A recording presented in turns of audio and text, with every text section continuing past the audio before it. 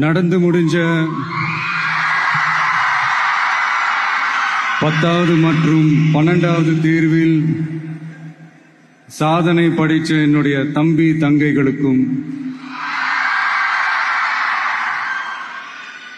இன்னைக்கு பெருமையோட வந்திருக்கிற அவங்களுடைய பெற்றோர்களுக்கும்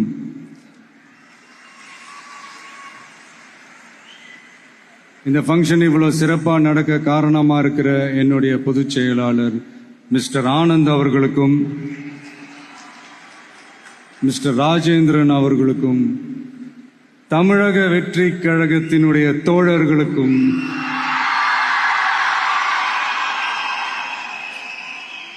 ஏன்னா நீங்க தான் இரவு பகல்லாம் பார்க்காம இந்த ஏற்பாடுகள்லாம் இவ்வளவு சிறப்பா செஞ்சு முடிச்சிருக்கீங்க.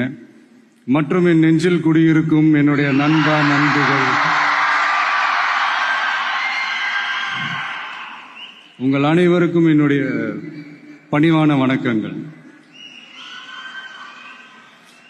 மீண்டும் ஒரு முறை எதிர்கால தமிழகத்தின் இளம் மாணவ மாணவிகளான உங்க எல்லாரையும் சந்திக்கிறதுல எனக்கு ரொம்பவே மகிழ்ச்சி. அதாவது இந்த ஒரு பாசிட்டிவ் பவர் இருக்கிறவங்கள பார்க்கும்போது ஆட்டோமேட்டிக்கா ஒரு எனர்ஜி, ஆட்டோமேட்டிக்கா ஒரு கெமிஸ்ட்ரி ஒன்று ஒர்க் அவுட் ஆகும்னு ஒன்று சொல்லுவாங்கல்ல, அது இன்னைக்கு காலையிலேருந்து எனக்கு பயங்கரமா ஒர்க் அவுட் ஆயிட்டு இருக்கு. உங்க எல்லாரையும் முகத்தை பார்த்ததுல இருந்து. ஸோ மை டியர் குட்டி நண்பீஸ், இந்த மாதிரி ஃபங்க்ஷன்ல சின்னதா 2 நல்ல விஷயம் சொல்றதை தாண்டி வேற என்ன சொல்றதுன்னு எனக்கு தெரியல. நீங்க எல்லாருமே இப்போ அடுத்த ஒரு கட்டத்தை நோக்கி போறீங்க. உங்க கெரியரை சூஸ் பண்ணக்கூடிய அந்த கட்டத்தை நோக்கி போறீங்க. உங்கள சில பேருக்கு ஒரு கிளியர் பிக்சர் மைண்ட்ல இருக்கும். அதாவது லைஃப்ல என்னவா ஆக போறோம், ஒரு டாக்டர், இன்ஜினியர், ஒரு பைலட் அப்படின்னு ஒரு கிளியர் பிக்சர் ஒன்று இருக்கும். அதுல ஒரு சில பேருக்கு அந்த ஒரு டிசிஷன் மேக்கிங்ல சின்னதா ஒரு தொய்வு ஏற்படலாம், சின்னதா ஒரு கன்ஃபியூஷன் ஏற்படலாம். அவங்க எல்லாருக்குமே நான் சொல்லிக்கிறது என்னன்னா, எல்லா துறையுமே நல்ல துறை தாங்க. நீங்க எதை தேர்ந்தெடுக்கிறீங்களோ அதுல உங்களுடைய முழு ஈடுபாட்டோட உங்களுடைய 100% உழைப்பை போட்டீங்கன்னா அது யாரா இருந்தாலுமே வெற்றி நிச்சயம்தான். அதனால உங்களுக்கு பிடிச்ச துறைய நீங்க தேர்ந்தெடுங்க. அதுல இருக்கிற ஆப்ஷன்ஸ் எல்லாம் ஃபர்ஸ்ட் தெரிஞ்சுக்கங்க. உங்க பேரண்ட்ஸ் கிட்ட டிஸ்கஸ் பண்ணுங்க. உங்க ஸ்கூல் டீச்சர்ஸ் கிட்ட டிஸ்கஸ் பண்ணுங்க. இந்த கெரியர் கைடன்ஸ் கொடுக்கறதுக்கெல்லாம் நிறைய பேர் இருக்காங்க. இந்த கெரியர் கவுன்சிலிங் கொடுக்கறதுக்கெல்லாம் நிறைய பேர் இருக்காங்க. அவங்க எல்லாரையும் மீட் பண்ணுங்க. இந்த மாதிரி ஒரு சந்தர்ப்பத்துல நான் என்னுடைய ஒரு சின்னதா ஒரு கெரியர் கைடன்ஸ் உங்ககிட்ட ஷேர் பண்ணணும்னு ஆசைப்படுறேங்க. பொதுவா நம்ம ஒரு துறையை தேர்ந்தெடுக்கும் போது அதுல எவ்வளவு டிமாண்ட் இருக்கு அப்படின்றத நம்ம பார்ப்போம் இல்லையா? ஃபார் எக்ஸாம்பிள், மருத்துவம், பொறியியல் மட்டும்தான் நல்ல ஃபீல்டுன்னு சொல்ல முடியாது. இன்னும் சொல்ல போனா நம்ம தமிழ்நாட்டில் உலகத்தரத்துல டாக்டர்ஸ், இன்ஜினியர்ஸ், லாயர்ஸ் எல்லாம் அதிகமாவே இருக்காங்க. இங்க நம்ம கிட்ட என்ன இல்லை அப்படின்னா, இங்க நமக்கு எது இன்னும் அதிகமா தேவைப்படுது அப்படின்னா நல்ல தலைவர்கள்.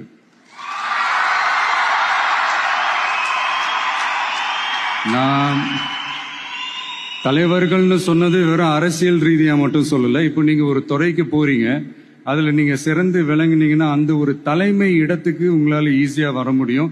அதைத்தான் நான் சொன்னேன், இன்னும் நமக்கு நிறைய தலைவர்கள் தேவைப்படுறாங்க அப்படின்ட்டு. அது மட்டும் இல்ல, ஃபியூச்சர்ல அரசியலும் ஏன் ஒரு கெரியர் ஆப்ஷனா வரக்கூடாது, அப்படி வரணும்ன்றது என்னுடைய விருப்பம். நல்லா படிச்சவங்க அரசியலுக்கு வரணுமா வேண்டாமா? உங்களை தான் கேட்கிறேன். நல்லா படிச்சவங்க அரசியலுக்கு வரணுமா வேண்டாமா? நல்லா படிச்சவங்க தலைவர்களாக வரணுமா வேண்டாமா? ஓகே, உங்க ஆர்வம் எனக்கு புரியுது. பட் இப்போதைக்கு படிங்க, மீதி எல்லாம் அப்புறம் பார்த்துக்கலாம். அதே மாதிரி நீங்க படிக்கும் போதே மறைமுகமாவே நீங்க அரசியல் ஈடுபட முடியாது. எப்படின்னா, ரொம்ப சிம்பிள். நீங்க ஒன்றும் இல்லை, நீங்க டெய்லி இந்த நியூஸ் பேப்பர்லாம் படிங்களேன். படிக்க உங்களுக்கே தெரியும், ஒரே செய்தியை ஒரு நியூஸ் பேப்பர் ஒரு மாதிரி எழுதுவாங்க, அதே செய்தியை இன்னொரு நியூஸ் பேப்பர் இன்னொரு மாதிரி எழுதுவாங்க. ஒரு செய்தியை ஒரு நியூஸ் பேப்பர்ல ஃப்ரண்ட் பேஜ்ல ஹெட்லைன்ஸ்ல போடுவாங்க, அதே செய்தியை இன்னொரு நியூஸ் பேப்பர்ல கடைசி பக்கத்துல கூட போட மாட்டாங்க.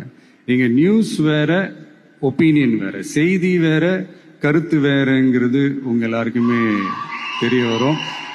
இப்பெல்லாம் பாத்தீங்கன்னா நிறைய இந்த மெயின் ஸ்ட்ரீம் மீடியாவுக்கு ஈக்குவலா நிறைய இந்த சோசியல் மீடியா சேனல்ஸ்லாம் இந்த நல்லது கெட்டதுன்னு இந்த ஒப்பீனியன்லாம் கிரியேட் பண்றாங்கல்ல, அதெல்லாம் நீங்க பாத்தீங்கன்னா ரொம்ப ஈஸியா ஒரு நல்லதை கெட்டதாகவும் கெட்டதும் நல்லதாகவும் நல்லவங்களை கெட்டவங்க மாதிரியும் கெட்டவங்களை நல்லவங்க மாதிரி இந்த மாதிரி புரணி பேசி ப்ரொஜெக்ட் பண்றதெல்லாம் இந்த மீடியா சோசியல் மீடியாலலாம் நம்ம பாக்குறோம் இல்லையா. நீங்க எல்லாமே பாருங்க, நீங்க எல்லாமே படிங்க, பட் எது உண்மை பொய்ன்னு மட்டும் அனலைஸ் பண்ண மட்டும் கத்துக்கங்க.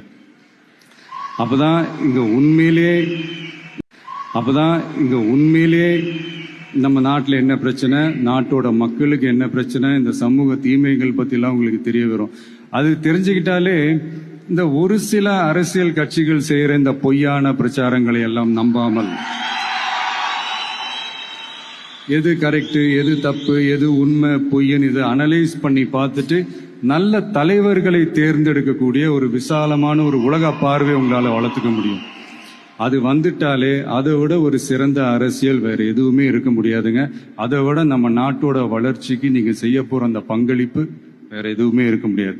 ஃபைனலா ஒரே ஒரு சின்ன விஷயம், ஃப்ரெண்ட்ஷிப்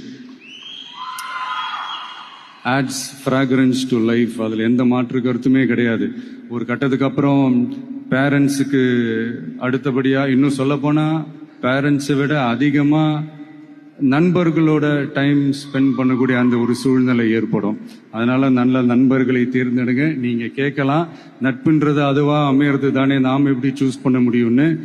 அது ஒரு விதத்துல கரெக்ட் தான். அதனால நான் கொஞ்சம் வேற மாதிரி சொல்றேன்.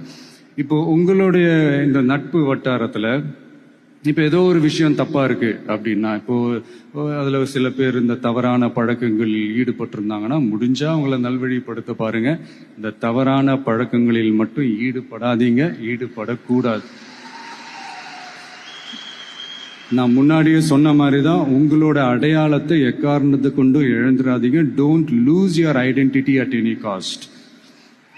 இது நான் ஏன் இவ்வளவு வலியுறுத்தி சொல்றேன்னா, இப்போ ரீசெண்ட் டைம்ல நீங்க பாத்தீங்கன்னா நம்ம தமிழ்நாட்டில் இந்த போதை பொருட்களுடைய இந்த பயன்பாடு அதெல்லாம் முக்கியமா யங்ஸ்டர்ஸ் மத்தியில் ரொம்பவே அதிகமாயிருச்சு. ஒரு பெற்றோர் என்ற முறையில், ஒரு அரசியல் இயக்கத்துக்கு தலைவர் என்ற முறையில் எனக்குமே ரொம்ப அச்சமாக தான் இருக்கு. சொல்லலாம், இப்போ இந்த போதை பொருட்கள்லாம் இதெல்லாம் கண்ட்ரோல் பண்றது அரசோட கடமை, இதெல்லாம் யங்ஸ்டர்ஸ் இதுல இருந்து காப்பாத்துறதெல்லாம் அரசுங்களோட கடமை. இப்ப ஆளும் அரசு அதெல்லாம் தவற விட்டுட்டாங்க அப்படின்றத பத்திலாம் நான் இங்க பேச வரல. அதுக்கான மேடையும் இது இல்லை. நான் என்ன சொல்ல வரேன்னா, சில நேரத்துல அரசாங்கத்தை விட நம்ம லைஃபை நம்ம தான் பாத்துக்கணும், நம்மளுடைய சேஃப்டியை நம்ம தான் பாத்துக்கணும். ஸோ உங்களுடைய செல்ஃப் கண்ட்ரோல், உங்களுடைய செல்ஃப் டிசிப்ளின் அது மட்டுமே வளர்த்துக்கோங்க. Say no to temporary pleasures, say no to drugs. எனக்காக இது ஒரே ஒரு வாட்டி ரிப்பீட் பண்றீங்களா? Say no to temporary pleasures, say no to drugs. இன்னும் ஒரே ஒரு வாட்டி please. Say no to temporary pleasures, say no to drugs. Thank you. இந்த உறுதிமொழியை நீங்க எல்லாரும் எடுக்கணும்ட்டு ரொம்ப தாழ்மையுடன் கேட்டுக்கிறேன். மற்றபடி வேற ஒன்றும் இல்லை. இந்த தேர்வில் தேர்ச்சி பெற முடியாதவங்க, நினைச்ச மாதிரி மார்க்ஸ் எடுக்க முடியாதவங்க ஒன்றும் லைஃப்ல எதுவும் டிசப்பாயிண்ட் ஆகாதீங்க. வெற்றி தோல்வி ரெண்டுமே ஈக்குவலா பேலன்ஸ் பண்ணி போக கத்துக்கிட்டாலே போதும். தோல்வி நம்ம கிட்ட வர்றதுக்கே பயப்படும். Success is never ending, failure is never final. So இதை மட்டும் புரிஞ்சுக்கோங்க. நான் 3ஆம் தேதி மீட் பண்ண போற அந்த செட் ஆஃப் ஸ்டூடெண்ட்ஸ் அண்ட் பேரண்ட்ஸுக்கும் சேர்த்து தான் இன்னைக்கு நான் பேசுறேன். ஏன்னா மறுபடியும் இந்த மாதிரி அட்வைஸ் பண்ணி அவங்கள நான் போர் அடிக்க விரும்பல. ஏன்னா ஜென்ரலாகவே தெரியும் அட்வைஸ் பண்ணவங்க எல்லாருக்கும் பிடிக்காதுன்னு. ஏன்னா நானும் அப்படிதான். அதனால ஸோ அன்னைக்கு டைரக்டா நம்ம ஸ்டூடெண்ட்ஸை கௌரவிக்கிற அந்த நிகழ்ச்சிக்கு நம்ம போயிடலாம். So thank you. மீண்டும் சந்திக்கும் வரை நன்றி, வணக்கம்.